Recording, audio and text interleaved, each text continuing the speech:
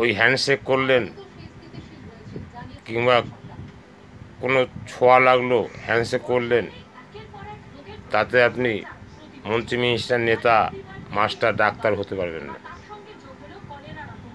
এই জন্য আপনাকে শিক্ষাগত যোগ্যতা, শিক্ষিত হতে হবে। আইপিএস হতে গেলে আপনাকে শিক্ষিত হতে হবে, সেইভাবে পড়াশুনো করতে হবে, সেইভাবে পরিবেশে মিলতে হবে। পরিবেশ যদি আপনার খারাপ হয়, মানুষ বাচ্চাদের দার্জিলিংয়ে রেখে আসছে, মা বাবা একা থাকছে, মা বাবার বাচ্চার প্রতি টান থাকা সত্ত্বেও কত দূরে পড়তে দিয়ে এসছে। কেন কেন দিয়ে এসছে? আপনি আইপিএস করবেন, ডাক্তার করবেন, অথচ কোলে নিয়ে আহ্লাদ করবেন। আহ্লাদে হয় না।